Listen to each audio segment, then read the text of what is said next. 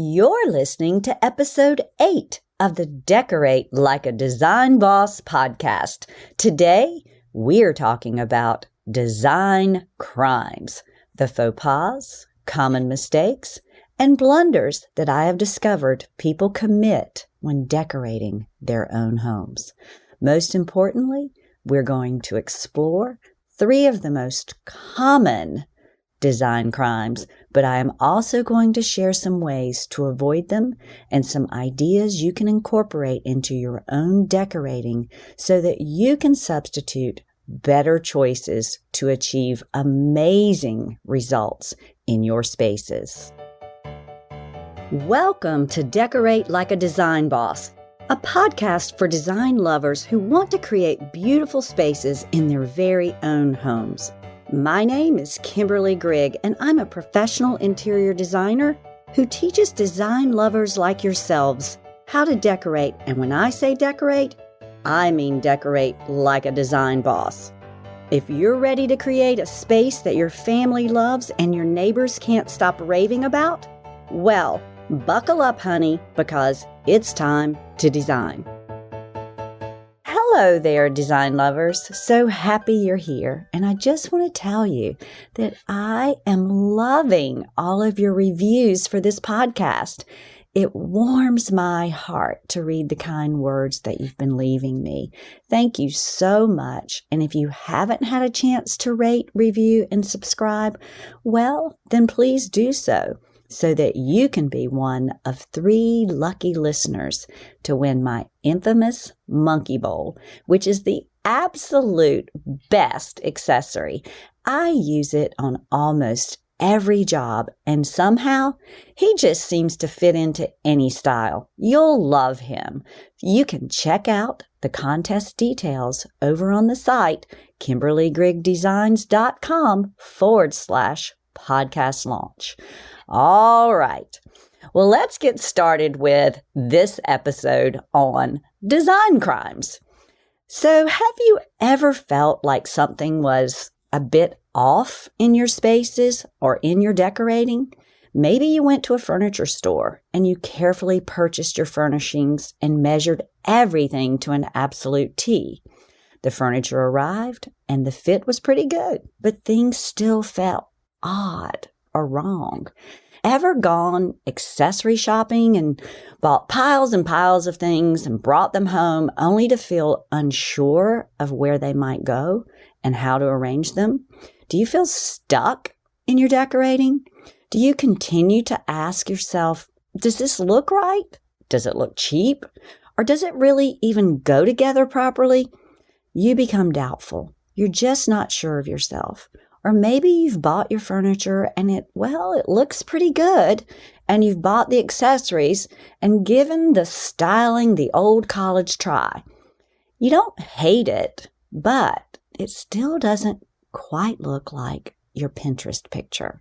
Something is off. Something is wrong. Something feels unfinished, or maybe just incomplete, but definitely just not right. Well, if any of this describes your feelings and you find yourself feeling frustrated, then you might be committing one of my top 3 decorating crimes. Now, there are far more than 3, but today I'm going to focus on the top 3, and I'm going to offer you some solutions that might just help you solve the mystery and score a big old decorating win. But before we take the deep dive, let me preface all of this by saying these design crimes are all fixable, and this is not intended to poke fun or hurt feelings. You can probably tell by now, even though this is only episode 8, that I am truly obsessed with helping you create the homes of your dreams.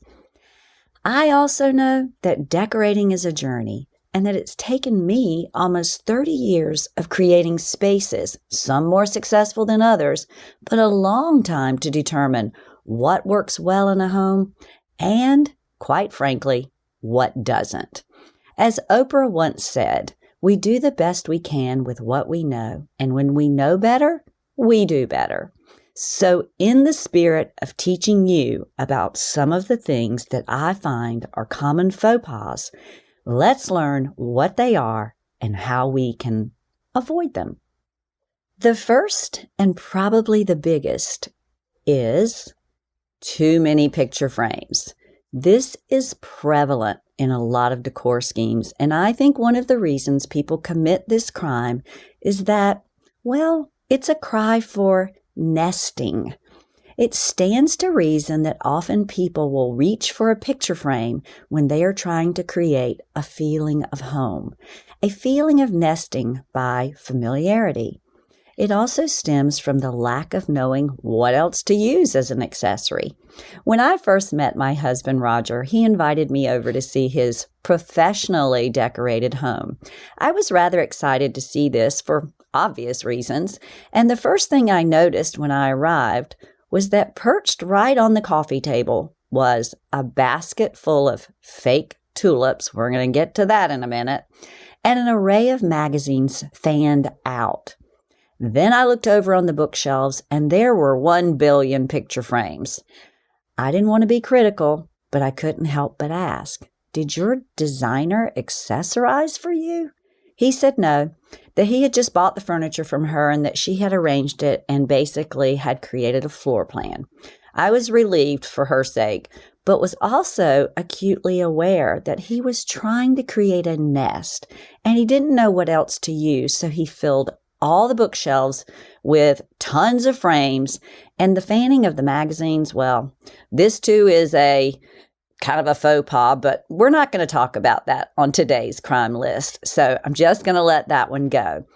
But what I did realize from that experience is that often people don't feel comfortable expressing themselves with their styling, and a frame and a photo seems, well, safe. And heck, it's not that expensive, so why not try it? It looks pretty good, so you decide to try another, and then yet another. The price can be super reasonable, and before you know it, you have a bazillion frames everywhere. You begin to think that maybe a bunch of frames will solve all of your decorating dilemmas. This is where the crime begins. So why do I consider using frames a decorating faux pas or crime? Well, it's because typically people clutter up their spaces with lots and lots of frames, and then it ends up looking like a bunch of clutter. No one notices any of the frames because there are so many. A better way to incorporate frames into your decor is to select 1 or 2 extremely special frames. Sorry, Home Goods, I'm not talking about necessarily your kinds of frames unless they're extraordinary. I say invest in a couple of beautiful frames that make your heart sing. And I want you to select bigger ones, at least 5x7, but preferably 8x10 or larger. This is so that you can actually see the subject in the photo. Don't fill the frames with snapshots, but instead use images of family or friends that you can actually see. Better yet, pro photography is preferred. It makes a better statement. Again, go sparingly. A lot spells clutter, and small means why bother? One other way that I think you can meet with success on the picture frame front is if you decide to showcase many frames that are all out of the same material. Then group them all together on one surface, such as a baby grand or grand piano or a beautiful antique chest. This can be quite charming. You can vary the sizes of the frames, but nothing smaller than 5x7. But don't vary the material that the frame is made of. This is especially successful in Grand Millennial style, Regency style, and traditional style. It's especially nice if the frames are, well, all sterling silver. Not the cheapest option, but certainly pretty.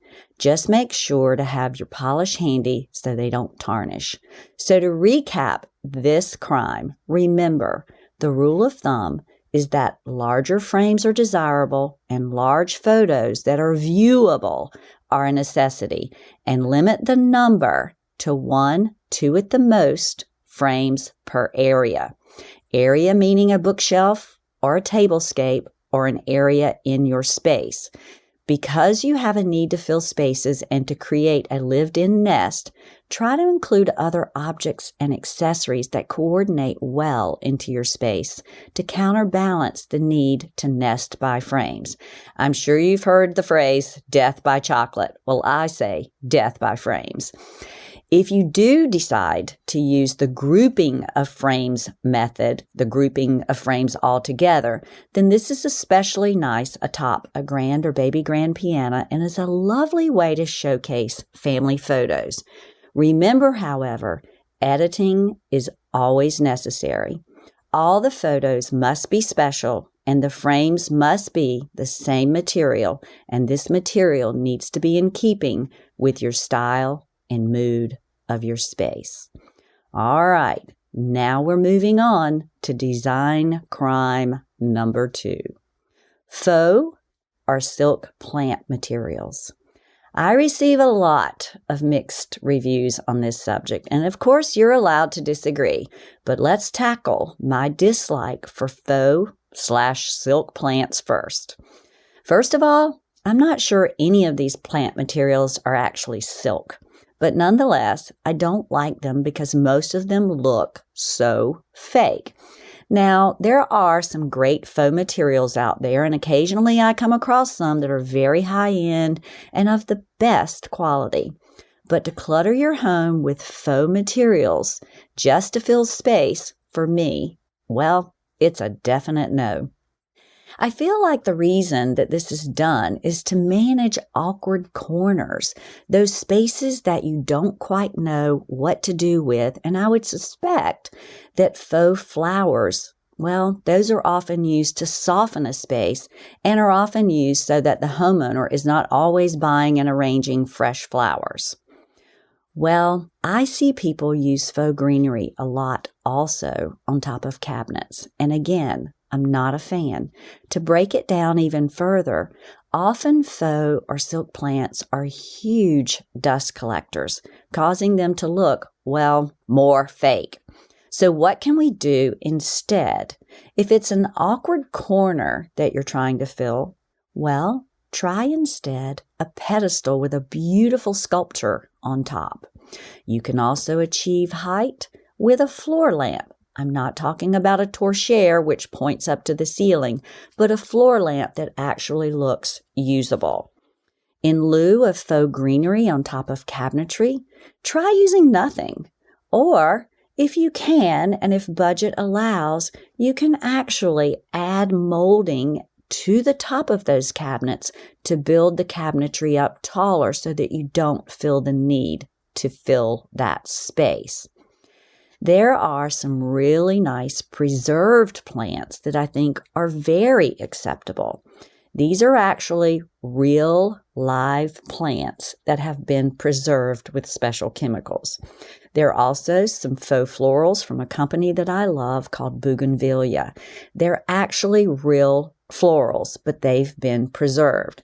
They have a variety of dried materials as well, and they're lovely. I use them often as little minis in bookshelves or bedside table, and they have some beautiful containers that are full of brilliant, beautiful, real materials that you can use on dining tables. You can also try a sculptural bowl that looks like a piece of art on a dining table instead of going the floral route.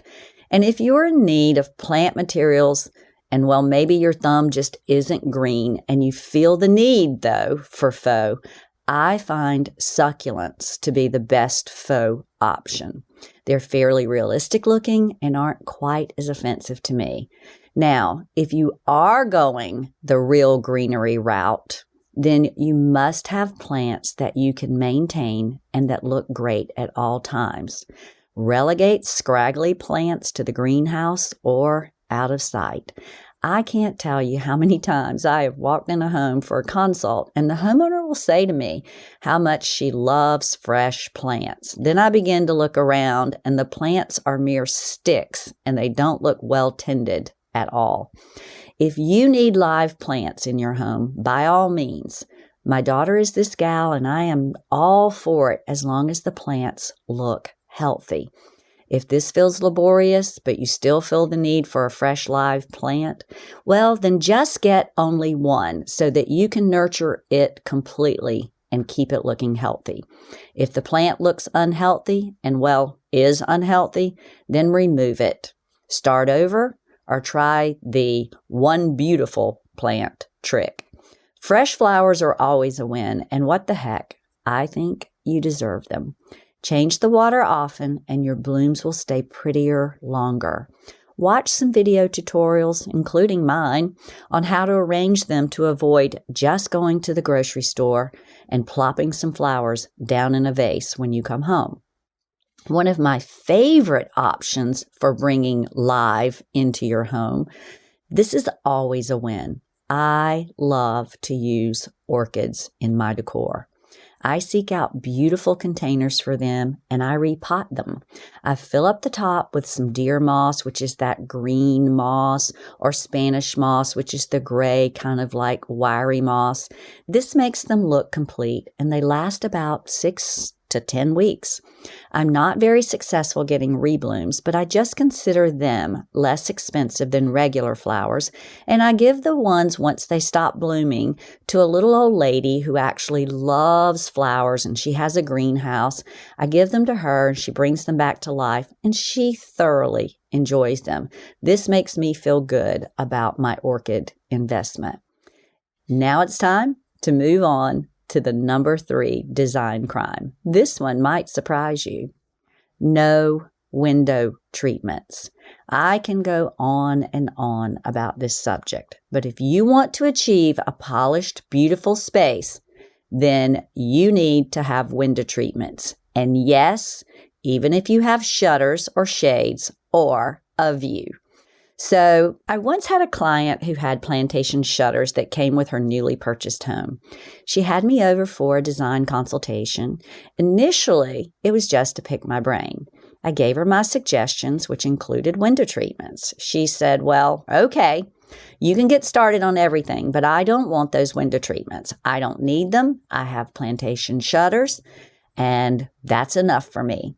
Well, I listened to her rationale, and I also listened to her reasoning. I asked a few questions, and then I stated my reasons for suggesting window treatments in the first place.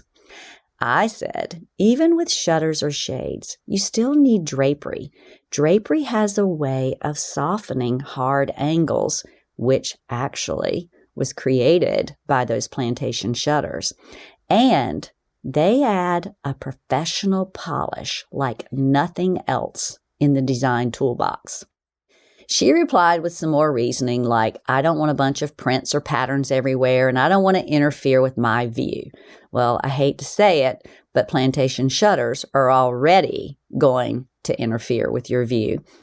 But I was armed and ready for both objections. First off, drapery doesn't have to be all swag and jabot-ish like your grandmother's house, unless this is what you want, or unless it fits the mood and style of your decor. Drapery can be quite simple. It's still necessary. And if the drapery is made and hung correctly, then you won't suffer any view loss. Drapery panels, when pleated and made, hang at about 12 inches per width. If you have narrow confines and you just don't want to interfere with views, you just hang the drapery right at the window frame edge, but where the glass is, and then the drapery will extend from there over 12 inches to the wall. I'll be doing an entire episode on drapery do's and don'ts soon, but a couple of things to be aware of when you decide to use drapery in your home is first, make sure to use a professional drapery installer. This is not a handyman chore, but instead a highly specialized and skilled profession. Secondly, Make sure your drapery is hung high above the window, about 1 to 2 inches under the crown molding. Nothing kills a room more than the wrong drapery treatment hung in the wrong place. This, of course, would be design crime number 4. But back to my client with the plantation shutters. I said, let's choose the room with the least amount of windows and let me do the drapery there. I was so sure of my drapery conviction that I said, if you don't like them, I'll take them down and patch and repair your walls, and you don't even have to pay for them. Fair? She agreed, and needless to say, her entire home now has drapery. And I just completed drapery for her mom's home as well. So, drapery can be a design win. Lack of drapery, well, that's just a design crime. So what can we learn from today's episode? Well, I say it's easy to commit design crimes because we don't know what else to do. We don't know how to solve our design dilemmas. We're trying, but often coming up short. Interior design is not just a hobby or a career for some. It's complicated and it's very layered. There are a lot of moving parts, and to maneuver it successfully, well, you need a strategy. It can, however, with practice and knowledge, be conquered. So, if you arm yourself with both practice and knowledge, then you can be successful. If you want to know more about developing a strategy for design success, well, check out my Interior Design Insiders Club over on our website, which is KimberlyGriggDesigns.com. And as many of you know, this podcast is relatively new, and I am loving having yet another way to share my knowledge and serve you as design lovers. In order to grow the podcast, I do need your help. Please subscribe, rate, and review the podcast, and you could be one of 3 lucky listeners to win my favorite accessory, the infamous Monkey Bowl. You can check out contest details and a picture of this guy at KimberlyGriggDesigns.com/podcast launch. All right, my design friends, this episode is in the books.